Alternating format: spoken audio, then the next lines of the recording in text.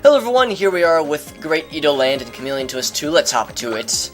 We've got 20 gold coins to collect as always. I did a quick little preview run-through of this level just to refamiliarize myself with this level, because there's some pretty tricky parts to it, honestly. As we'll see by Mr. Bunny Rabbit here, we have a number of things we'll have to use for this stage. Kind of similar to the last one, there aren't really any specific skills that we need to hone. It's just a number of things that we'll have to use based on the tricks and fancy things that we learned in previous levels. So we do have another little quick training session area.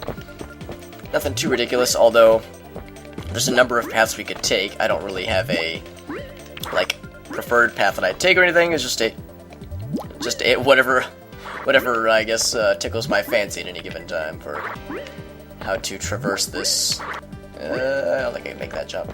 But I can do. Whoops, not that. Also, I'd like to point out that I can't remember if I pointed this in the past, but when you get your umbrella out, it actually depends. Like the pattern on your umbrella is actually different depending on which outfit you choose for Chameleon, which is kind of cool. That I did not know. I think that's kind of neat. There we go, and then the wall kind of breaks out. There we are. You have to be quick, though, to make sure that you're able to sneak out before it breaks back in. There we go, and a new record! Hot damn! We're primed and ready to conquer this level once and for all. Let's do this, motherfucker. No, we're not going to restart. We're going to continue. Alright, Bunny Rabbit. No, I said no. Well, fine, I'll just skip over that and press B, so that way he goes away. Oh, and of course, right from the get-go, we are get rewarded with a star thingy. Star roulette item, as I've called them. These little things will just keep infinitely spawning. And of course, like I pointed out before, I picked up the ×3, so I get all of the projectiles, which is kind of neat. There's not really much else to it. There is a gold coin up here, of course, which is pretty hard to miss. Boop! There's one gold coin in this level that is just evil in their placement. I mean, I remember it took me, I think, in like the first couple playthroughs of this game, I never even found it. I had to resort to a guide to figure out where it was, because it was very deviously placed. Oh shit, I got slowdown. That's not what I need. This is one of those times where there is a merit to the school of thought for like speedrunners, where they say it's best to not pick up the roulette item because there's a chance that it could just screw you over. I'm so slow. God. There we go. Get him out of here. Perfect timing. Now the moment you touch this place, it'll start falling, so you gotta be— oh god, I'm stuck! Ah, shit. I've never had that happen. I was actually stuck on the middle of the building there. But yeah, you touch it once and it immediately starts sinking. So you gotta be quick on your feet. Now these, I was debating what the heck these are supposed to be, these enemies. I'll scoop up— oh whoops, I didn't really scoop up all of them. But more of them will drop when you kill any of them. When you kill all 3 of them, or all 4 of them rather. But yeah, what the heck is this? I'm trying to, it's food products, I guess, with little knives. I can see the knives, but I can't tell what the heck it's supposed to be. I see like a can of something and maybe eggs. I got nothing. Your guess is as good as mine. Now luckily, we can continue forward, and these things will of course immediately start collapsing in an attempt to hinder our path, because that's how video games work. Ooh, speed up. That's almost a good thing, but man, it's just so fast. I don't think there's anything down here, actually. As you might guess, the moment you touch these red platforms from above, they'll start lowering, so you gotta be quick on here, too. Ooh. Luckily, they are tonguable, so even in worst case scenario, you're in good shape. No other gold coins down here that I can remember. Nope. Continue forth. Alright. Luckily, they don't actually start until you land on top of them, so you can tongue them as much as you want. Oh man, some of the tongue entendres that I inadvertently say keep me amused more than they should. Oh hey, now this part is kind of a little throwback to Chameleon Twist 1. Oh, slow down, fuck you. But in any case, yes, we remember this little mechanic from Chameleon Twist 1. We light the torch, and we have a platform given to us. Let's see if I can shoot around this guy. Probably not. I can! Yay! Let me just slowly crawl over there. Oh, stupid slow down, it's a jerk. There we go. Ooh, that was close. Yeah, it's almost best to jump on the platform first before sucking up an item, or sucking up an enemy. Because, of course, the moment you do, you can't use the Z trigger to use your parasol to help kind of guide you. That's what I think. And as you might guess, if you stay on these things too long, oh, fuck. God damn it.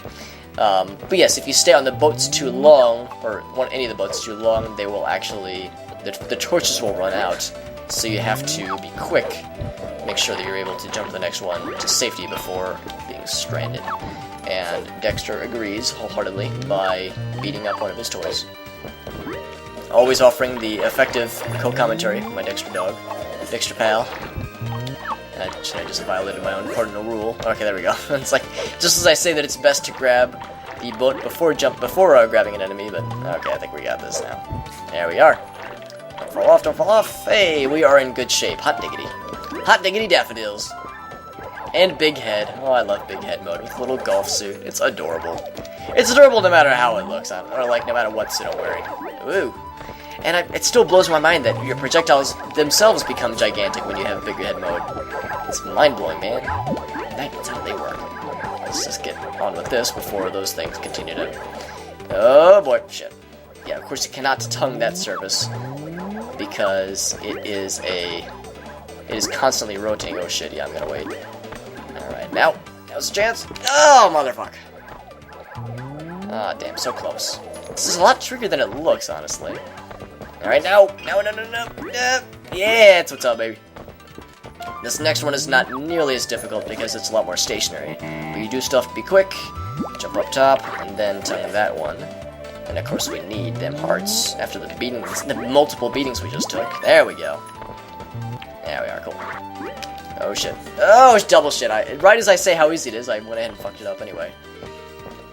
Alright, well now that we've got the hearts, there's really nothing else that we need to stick around for. So once we get up to the top here, jump up, and then parasol our way down. Our matching parasol. We're so fashionable. It's all about accessories. How many gold coins? Okay, 6, that sounds right. Whoa, okay then. Fine, I didn't want that carrot anyway. Stupid ground. And of course, oh shit. Now, I was just gonna say, in my practice run, of course, I was able to do this in one shot, but I actually didn't realize that the regular planks will sink on you. Ah, motherfucker. God, this is going so well. I'm so good at this game, you guys. If you guys notice my skills, because they are non-existent. Oh, well, at least we just gotta wait for these things. I think we've seen something similar to these kinds of platforms in previous levels as well. So again, there's really not a lot of brand new stuff or brand new skills in this level. It's more about honing our existing skills. Give me the heart. Yeah, I want it. Now we've got a little mini-boss. Let's see if I can get something to help us. Oh, so fast moving. That's kind of nice. I would like it ×2. Actually, oh, that is ×2. Okay, I'm sorry. I thought it said, I thought it was the big head thing. But yeah, ×2 or ×3 in cases like this is much preferred. Alright. Alright, excellent. So we're full health, everything's good. 6 coins is the magic number that we need, and we did get the 4th carrot. Wait, 4th? I thought there was a... Oh, okay, I guess that's okay. Yeah, that's right. Yeah, we should have 4 carrots by now. I'm sorry, I was mistaken with something else.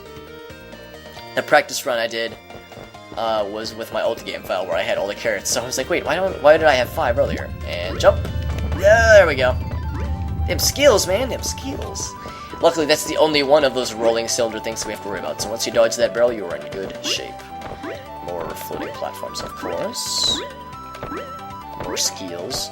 And similar to the mini-boss that we just fought, although there's a couple hidden gold coins. Gotta be tricky to grab those. And there, as far as I know, I don't really know if there's any pattern to the movements, to those jumping movements that those guys are making, but I don't know, best to get in and get out as quick as you can, make sure that you don't have any issues. Also, don't these kind of look like Flicky from, like, the Sonic games?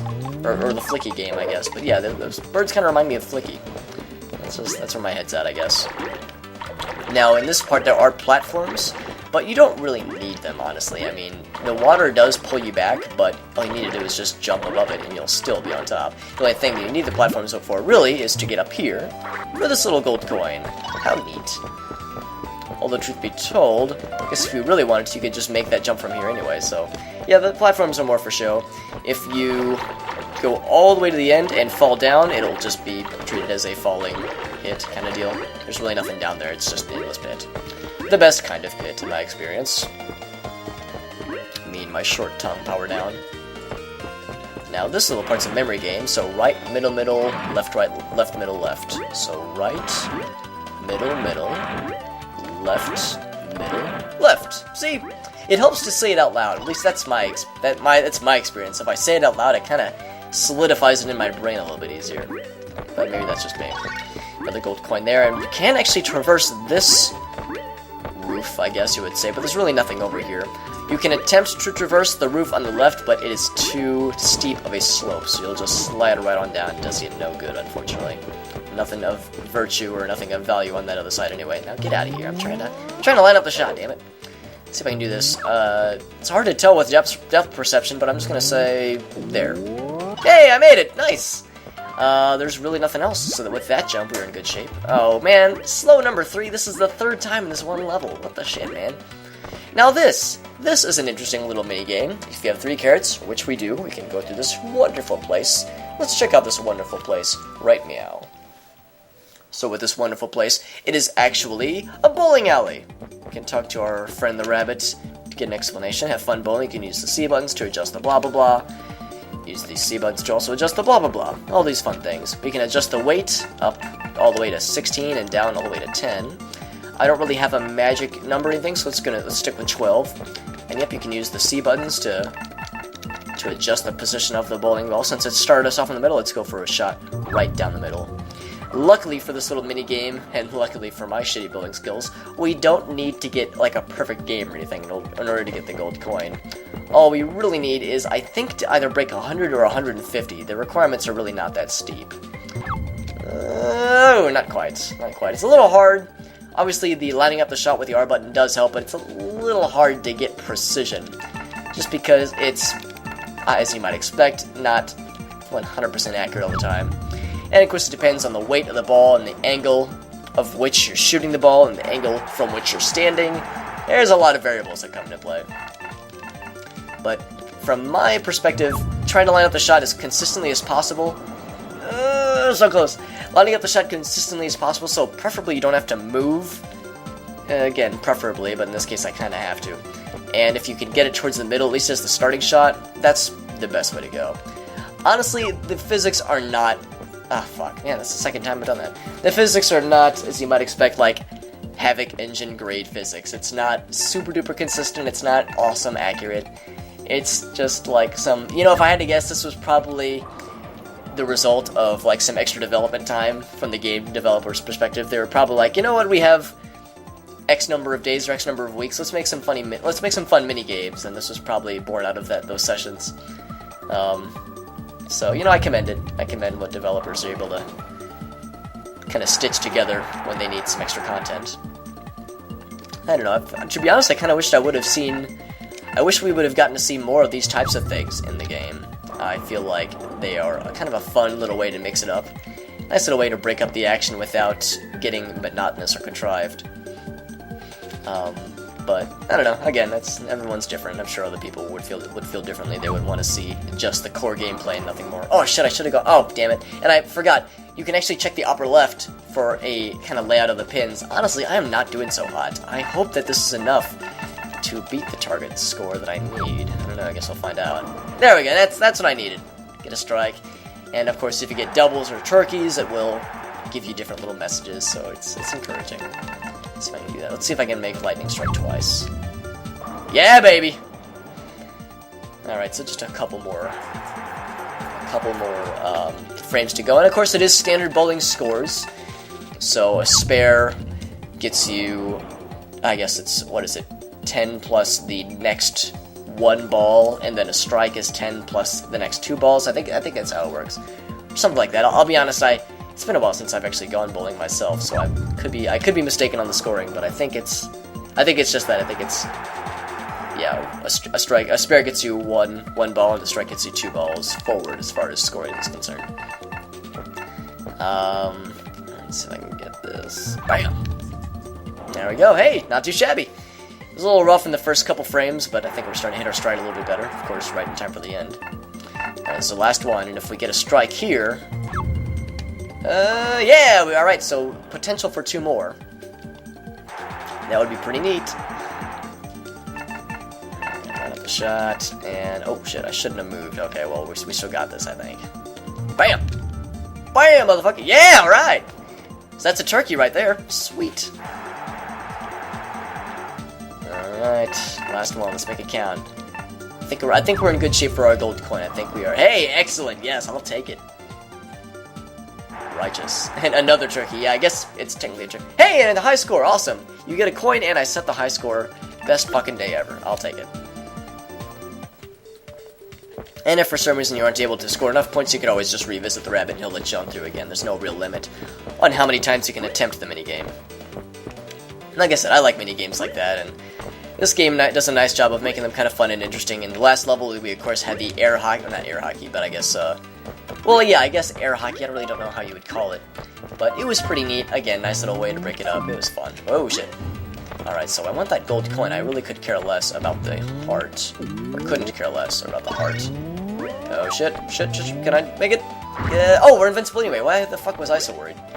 Yeah, obviously the point with that one is you can swing around to grab both the heart and the gold coin if you're feeling fancy, but I have no need of such fanciness when you're at full health. Ain't nobody got time for that. Alright, cool. Now we've got, okay, 16. We're actually doing relatively well. We've only got a couple coins left. There's a couple more tricky parts, and the one really deviously placed gold coin is yet to be seen, but don't worry, I will be sure to point it out the moment it becomes apparent. Oh, damn it. Okay, that works. Yeah, with these, of course, you have to be quick with your timing as well. It's nothing we haven't seen before. Now, this is an interesting little section. When you are coming through here, you could just do a game of timing to try and get past these walls, or you could just do what I do and cheat. Just kind of hop along this, like surf along this little blue roof area, and you don't even have to deal with those things, so it's a non-issue by this point. Now, there is one nice little thing down here. Oh shit, I don't know if I... Actually, no, we're good, because even the water is pretty harmless here. Same thing as before, just jump along the bottom. But there is a gold coin down here, so there it is.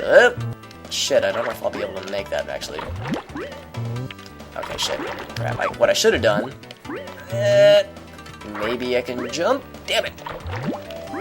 Ah, shit. What I should have done was hopped on the platform instead of jumping immediately to the bottom. Alright, so what I'm going to do is I'm going to go ahead and hop on the platform and speed this up so you guys don't have to watch my lazy ass ride this one platform just to get this one gold coin. So, here we go. Speed up, engage, now!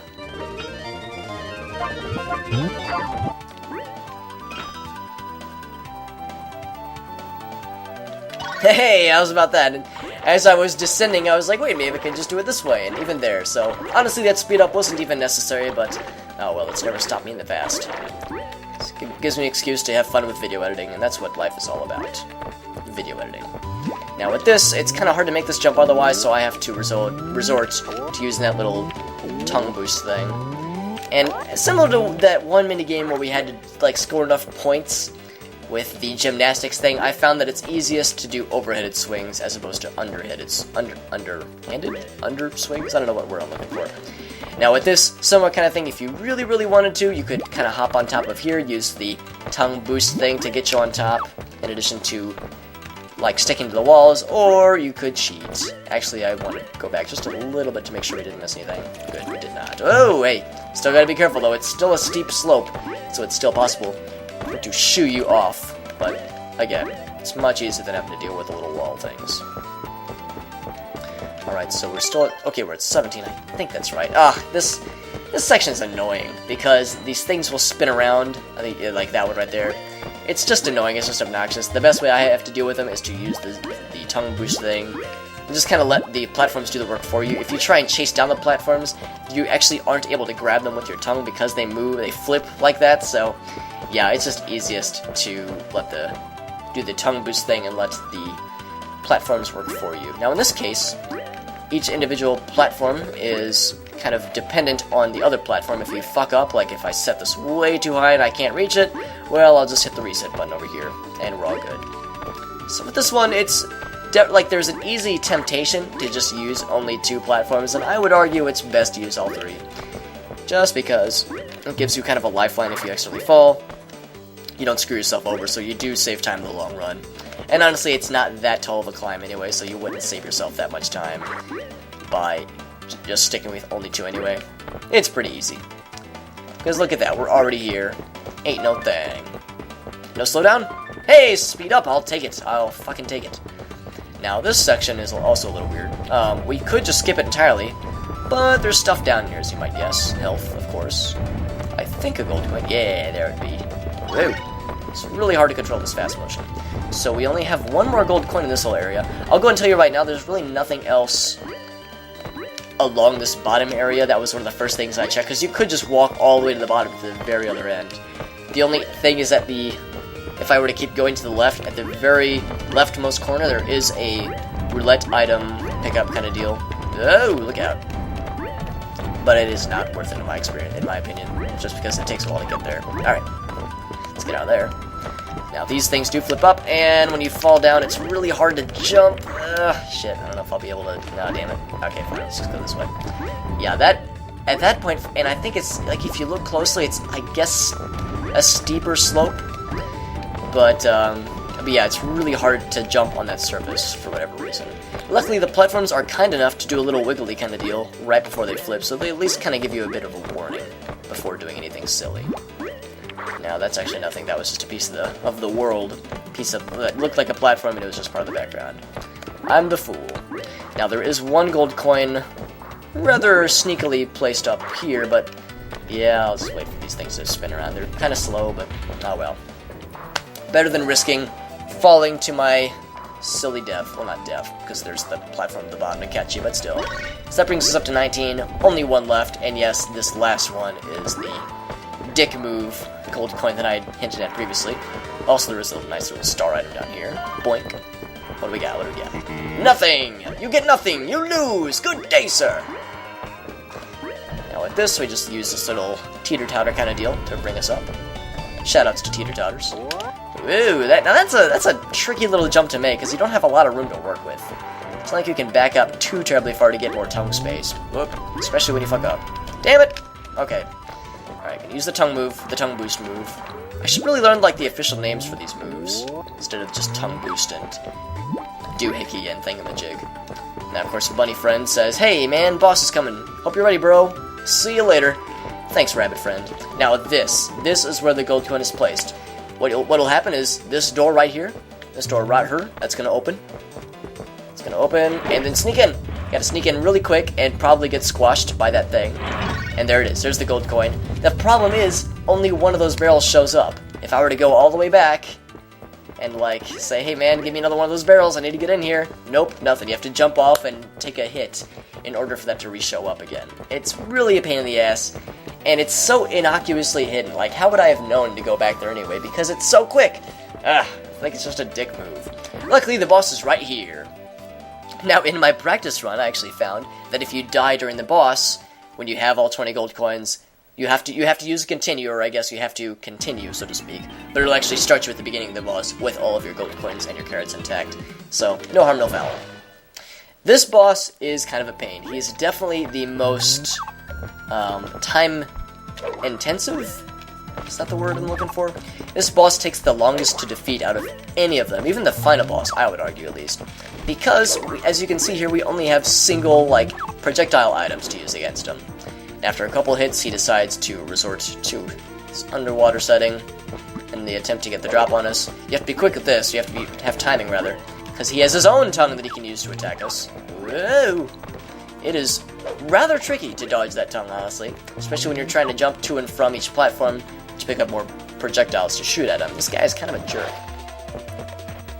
And whenever he makes a jump, he jumps towards your whatever location you were when he initiated the jump.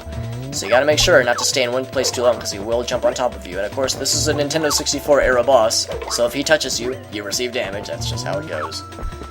Platforming game logic. Boss barely nudges against you, takes full damage. Like a boss. Literally, like a boss. Now, I could be mistaken, maybe this is... Whoa, there you go. It seems like his tongue, the frequency with which he attacks with his tongue, increases the more damage he receives.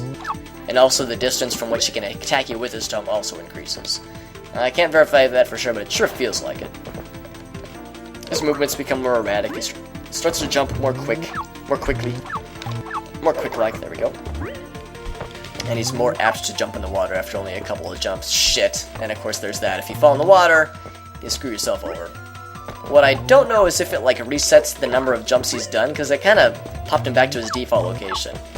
I guess if you really wanted to game the system, you could, like, jump in the water right before he jumps in the water, so that way it resets his location, but it's a non-issue by this point. He's almost dead.